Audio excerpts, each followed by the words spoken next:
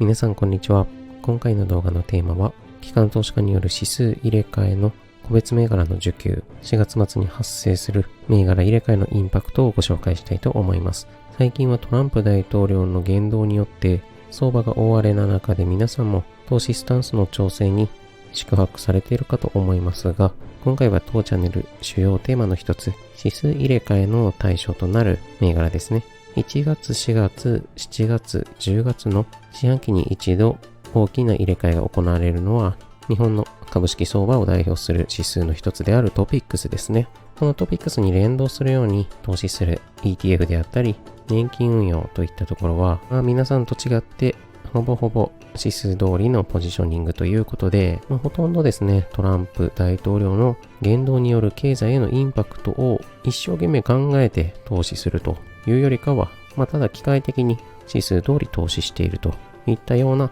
機関投資家ということで、入れ替え対象となる銘柄、大きなインパクトが発生するのであれば、その通りに売買が行われると。その取引対象日を狙って需給が集まってくるので、鞘取りをしていこうといったような内容をご紹介するテーマになっています。そしてトピックスご紹介するたびに毎度申し上げていますが、4月月末の入れ替えですけれども、この日スタートからの入れ替えということなので、実質取引が発生するのはその前営業日の引けのタイミングが基準点となります。今回はですね、4月29日祝日ということで、4月28日の引けのタイミングが一番出来高が伴って取引される。これからご紹介する銘柄たちの出来高は、ここにめがけて上がっていくんだというのを、当動画ご覧いただいた方、この後、相場でウォッチしていただければと思います。今しがた少し簡単に、機関投資家の受動的な動きというのを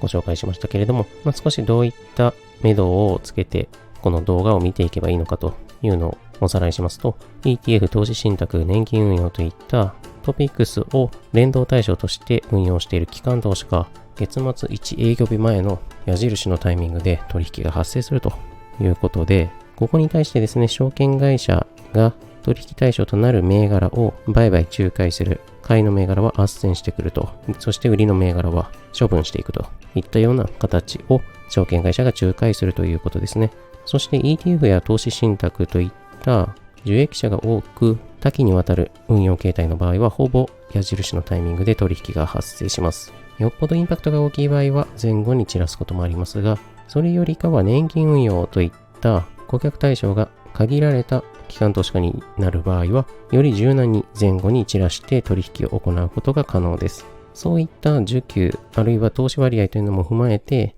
証券会社は株券を事前あるいは事後にある程度散らして集めてくる。さらに厄介なのは、この指数イベントを狙ったヘッジファンド、ハイエナ的な投機筋というのもいますので、そのあたりの需給もですね、踏まえて、だいたい事前の調達と事後の調達、あるいは処分というので、ざっくりと7割から8割を対象日より前、そしてその後に残った分を対象日より後といったようなタイミングで証券会社は株券の準備を行っていきます。また投資対象の入れ替えということで大きなインパクトが発生する銘柄に対してどれぐらいの株価変動の影響があるかというのを当チャンネルでは独自に推計しておりまして、具体的にはある一定期間の日々の出来高に対してその日の株価が高値から安値までいくら変動したか、何%動いたかということですね。これをもって 1% の株価を動かすのに必要な出来高が確実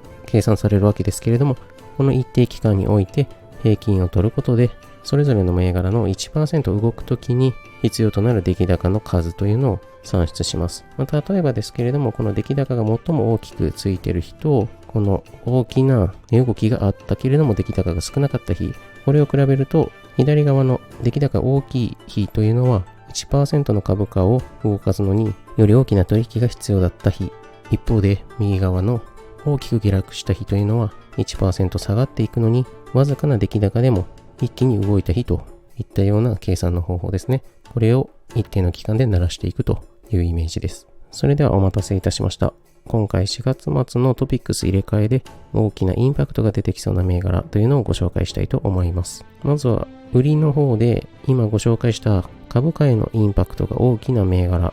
ご覧いただきますと、こちら各項目どのような内容になっているかご説明しますと、大体トピックス連動して運用されている世界中の総額というのは100兆円程度と推計されていますので、それをもとに各銘柄でいくら売買株数が発生するかというのをまずは計算します。これをもとに単純に特定期間の平均出来高で割り算することで何日分の取引需給が発生するよというのを示したのがこちら。5日間のアベレージの出来高、これに対して何日分の取引が今回指数イベントとして発生しているかというのを示したのがこちら指で指している列になります。さらにその右2つの列が当チャンネルで推計しているインパクトで、1つ右の 1% を動かすのに必要な株数、これによって売買株数を割り算することでだいたい何%の株価に対するインパクトが出るかというのを示したのが一番右の列ですね。そしてこの列で並べ替えを行ったのが今ご覧いただいているリストになります。トピックスはですね、昨年からある程度整理されまして2100銘柄超えるところありましたけれども、現在1600銘柄程度まで削減されているかなり小型株というのはすでに投資対象から外れているわけですけれども、そんな中でもですね、あまり名前見かけないような銘柄たちというのはやはり流動性が小さいので 1% 動かすのに必要な株数というのが小さくなりがちということで上位には入ってきやすくなります。また上の2つですね、マクロミルと信号電気工業、この2銘柄はですね TOB がかかっている銘柄ということで上場廃止予定。今回のトピックス入れ替えでかなりのウェイト削減ですが、すべて売却されるというわけではありません。また TOB かかっている銘柄というのは一般的には株価が買収価格に張り付く傾向がありますので、右から2番目の 1% 動かすのに必要な株数というのがかなり大きな数値になって、逆に割り算によって求められる株価に対するインパクトというのはほとんど出てこないような形になるのが当テーマでの動画の定番ではあるんですが、今回マクロミルと信号電気工業 TOB かかっているにもかかわらず大きな動きが出てきているということでご覧のような数字になっています。結構特殊な状況ですね。そして今回売りの圧力かなり大きなインパクトが出そうなのは3番目 e ガーディアンから順番に田辺コンサルティング、トランザクション、亀井、相沢証券といった並びです。いずれもそこまで大きな銘柄ではありませんが、もしお持ちの方いらっしゃいましたら 10% 程度の売り圧力が当日かかるかもしれないといったような状況の銘柄ですね。実際にはここまでのインパクトがかからないように証券会社があえて仲介をかましているわけですので、そのあたり腕の見せ所というわけですけれども、さすがによっぽど小型な銘柄というのは少し注意していった方がよろしいかと思います。今度はですね、逆に買いの圧力が大きな銘柄ご覧いただきますとこちら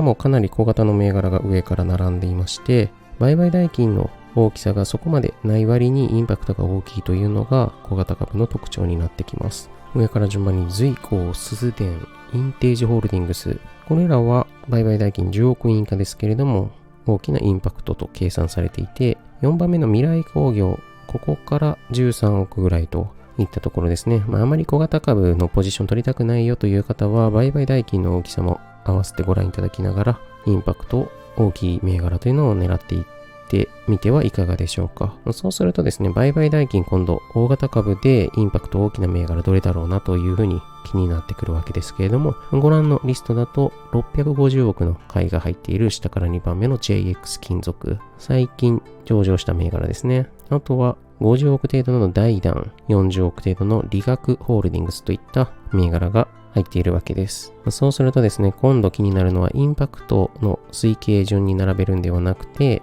売買代金の大きな順番に並べた時にどういった銘柄がリストアップされるかという、大型株中心のランキングですね。これご覧いただきますと、一番上リクルート、これが900億円程度の売却になります。ただインパクトとしては 6% 程度、平均出来高の日数換算をしても2日に満たない程度ですので、そこまで処理に困るような規模感ではないかと思います。ただ4月末にかけての注意は必要というところですね。逆に長期保有したいなと思っていてまだ持っていない方は、このイベントによってある程度押し下げられる歪みが出てきたタイミングでリクルートを買いに行くというのもチャンスになってくるかもしれません。これに続くのが先ほど申し上げた2番目 TOB のかかっている新興電気工業、上場廃止予定ですので大部分の構成割合が削減されるというわけですけれども、先ほど申し上げたように一番右側のインパクトの推計というのは一般的には TOB 価格に張り付いて 1% 動かすにも出来高相当要するというのが TOB 銘柄の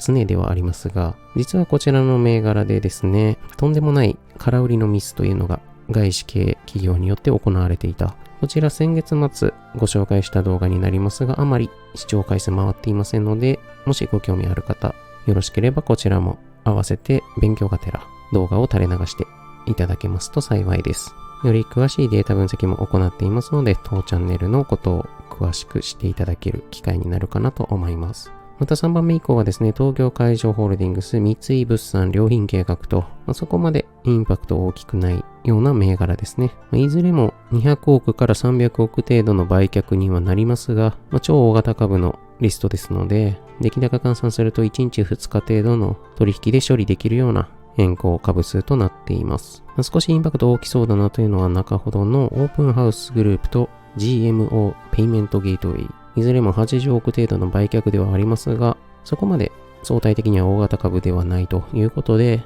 一番右側、インパクトとしては 7% 程度が推計されています。より大きなボラティリティ、動きやすい銘柄というのをご所望の方は、このあたりの数字比較相対的なものを見ていただければと思います。今度は逆に買いの銘柄で売買代金の大きな順番にリストをご覧いただきますとこちら。そうするとグラフ先ほどからかなりメモリ小さくなっているなと、よっぽど大きな数字が出ている銘柄が1個あるんだなと思っていたんですが、一番上、ファーストリテイリング。これが1690億円の買い付けということで、ダントツで1位ですね。かなりの大型株ですので、出来高換算であったり、推計のインパクト、これによって計算しても、数字としては 2.65 日分と4.4% と相対的にそんなに大きくないじゃないかというふうに見えるかもしれませんが、ファーストリテイリング1銘柄にですね、やはり1690億円の買いとなると、それなりのインパクト発生しそうな主要なイベントにはなってきそうだというふうに感じています。そして特に注目になってくるのが2番目、3番目、4番目ですね。JX 金属、東京地下鉄、キオクシア、金額で順番ご覧いただきますと、新規採用の JX 金属、650億円の買い、出来高換算7日分、インパクトで 15% 程度。東京地下鉄は上場半年程度ですが、350億円の上乗せの買いですね。これでだいたい6日分弱、インパクトで 10% 程度。同じく上場半年程度のキオクシアも80億程度の流入が期待されるということで、昨年から今年にかけての新規上場目玉の大型株たちというのは、このようにですね、上場直後に、ある程度上がっていくような銘柄多いかと思いますが、その後尻すぼみのように下がっていく。ですが、大型株、ご覧のような目玉となる IPO の銘柄というのは、時価総額大きいものですので、指数に組み入れてもらえる、こういった非常に特徴的な動きが株価をサポートしてくれるわけですね。これはですね、日銀が買い入れている ETF を中心に、口座分かれるポイント。逆に今後、目玉の大型案件 IPO が出てきた場合というのは、抽選で外れた場合でも、ある程度タイミング見計らって下がったところを買っておけば、指数の組み入れとともに、機関投資家何も考えずに一律買ってくれるといったようなことが期待されるというのは、頭の片隅に置いておくと、今後お役に立てるんではないでしょうか。あとはですね、金額大きくてインパクト出そうな銘柄と言いますと、先ほども登場したダイダンであったり、理学ホールディングス、あとはパーク社テクノロジー、また東方銀行であったり、三菱 UFJ フィナンシャルグループといったところも多少は入ってきますが、こういったところは金融系ということで、金利動向かなり今センシティブになっている環境下で、わずかながらも指数のタイミングにかけてエクスポージャーを取り続けるというのはちょっと危ないかもしれませんね。それではここからは少し具体的に先ほど買いのところで特徴的な動き、ご紹介した銘柄、直近の動きというのをご覧いただきたいと思います。まずはファーストリテイリング9983ですけれども、これはトピックスと他の指数の兼ね合いで少し特徴的な動きが観察されています。他の動画でもご紹介したんですが、日経平均ですね。ファーストリテイリングの投資割合というのがダントツで大きい 10% を超えてきたということで、3月末の日経平均の見直しの際にキャップ調整 10% の削減というのが行われました。これによって3000億円程度の売りが出てきたわけですけれども、これに関しては先月の動画でもご紹介していますので、よろしければご参照ください。そして出来高のところご覧いただきますと、3月末に大きな出来高を伴って株価が一度下落しているといったような状況。これが指数イベントによるインパクトですね。ただ、このタイミングというのは一時的なもので、一度戻っていくわけですけれども、そこからトランプ大統領の独演会が始まって、再び大きな谷間をつけているといったような状況ですが、すでに戻っているといったような状況ですね。こういったところが日経平均が大幅な売り変更された、その翌月にはトピックスが大きな買い入れに変更を行うと、結果としてはこの大きく押し下げられたタイミングで買っておけば、今度はフォローの風が吹いてくると、トランプ大統領だけではなく指数イベントにも振り回されているような銘柄ではありますね。とはいえ、そこまでアメリカ依存の銘柄でもありませんし、輸出とはいえ、アジアやヨーロッパへの構成割合というのがかなり大きめの銘柄ではありますし、医療品関連の銘柄なので、そこまで警戒していくような銘柄ではないかと思いますが、為替のインパクトとかは少し把握していった方がいいかもしれない。そんなような銘柄ですね。これは今月末にかけてフォローです。かなり大きな買いが入ってきます。日経平均が 10% 削減したので、固定株主の比率が減って流通株数が増えた。これによってトピックスが今度は買い入れになったといったような計算方法、それぞれの指数で影響し合っているという可能性もありますね。続いては2番目の買い入れ総額、新規採用となる 5016JX 金属ですね。3月の中旬に上場してから、上場直後は820円から960円超えるところまで一旦上がりましたけれども、そこからはですね、大幅に株価調整して3分の2程度640円近くまで下がった後、少し戻してしばらくは820円上場直後の株価まで戻してから横ばいの推移が続いています。この後はですね、トピックスが大きな買いを入れるというのと、他の指数でも採用されるかどうかというのが非常に気になる銘柄ではあります。まずはトピックスが採用して時価総額が増えること、これによって海外が使用している指数、後ほど出てきますけれども、これが採用してくる可能性というのを少しずつ膨らましていく。これで徐々に右肩上がりになっていくというのが、今後の道しるべとなってくる大型案件の IPO がどういうふうに投資シナリオをたどっていくのか、株価を持ち上げてくるのかというのが検証される題材の一つになってくるかと思います。ただ一つ気になっているのが非常に出来高が薄れている、先細っているというのがポイントの一つですね。まずは4月末にかけてここが盛り上がってくるかというのを第一段階の検証材料として見ていきたいところです。最後ご覧いただくのは東京メトロ JX 金属よりも一足先に昨年の11月上場した銘柄ですけれども、すでにトピックスには採用されてはいます。ですが分割的に採用しているということで、今回も大きな金額が流入してくるという形。ところどころ出来高大きくついているところありますが、一番注目していただきたいのがこちら2月末のところですね。冒頭で1月、4月、7月、10月というのがトピックスの大きな入れ替えと申し上げましたが、2月、5月、8月、11月は皆さんもご存知 MSCI という世界的な株式指数が入れ替えを行うタイミングです。こちらも2月の動画でご紹介しましたが、東京メトロが新規採用されたということでかなり大きな出来高と伴っているのとともに JX 金属一つ前でご紹介したように、やはり MSCI が採用してくるとその後の株価展開というのは非常に強くなってくるという傾向が見られます。これは東京メトロ一つのデータ観測ではなくて、例えば1年前に採用されたフジクラ、今足元では非常に厳しい、業種的にもかなりしんどい株価展開にはなっていますが、昨年1年間はずっと右肩上がりだった MSCI が採用された直後から上がってきたというような銘柄ですね。この採用が一つ契機となってかなり大きなフォローになってくるというのが、ある程度データの数的にも確信を持てるのであれば、今後の大型案件というのは上場半年内ロックアップ期間であっても指数の動向によってはチャンスがあるというのが、今後情報価値として目処がつくような内容になってくるかと思います。こちらもすでに大きな上昇を見せていますが、4月末にかけて需給とともに株価が底堅い展開になってくるかというのが、まずは第一段階として皆さんも一緒に観察していただきたいところかと思います。ということで、買いの銘柄は東京メトロ特に代表されるようにかなり大きな上げ基調になっていますが、資金流入と流出、今回の入れ替えでそれぞれの銘柄をバスケットにした場合の比較ご覧いただきますと、こちら、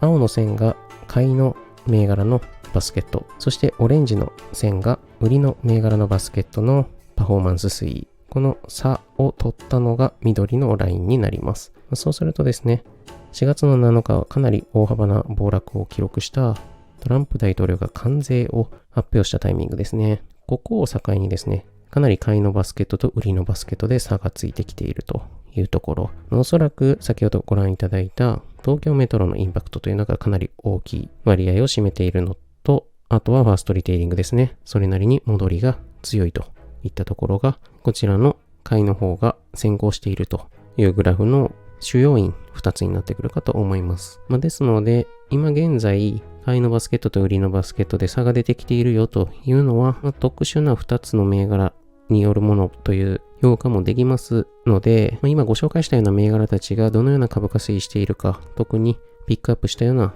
特殊事例の銘柄というのを中心に見ていく方が今回はいいのかなと思います。あまり買いのバスケット、売りのバスケットというふうに相場が平穏なタイミングで見るような見方を型にはめて今回やっていくよりかは、相場もかなり荒れていますので、一つずつ気になる銘柄、ピックアップしたいような銘柄というのを今回対象になっている中から見定めていただいて、出来高とインパクト見比べながら月末さや取りに向かっていけばよろしいんではないでしょうか。その参考の一つに今回の動画使っていただけますと幸いです。ということで、久しぶりの動画になりましたけれども、当チャンネルではご覧のようなテーマでできる限りデータ分析を用いた情報価値のある株式投資のための動画を作成していますので、また最近は新たなデータ体制を構築していて、近々ですね、柱となるテーマ、新しいものをご紹介したいと思いますので、もしご興味少しでもお持ちいただければ、チャンネル登録していただいて、今後も当チャンネルの動画をお楽しみいただけると幸いです。今回も最後までご覧いただきありがとうございました。また次回の動画でお会いしましょう。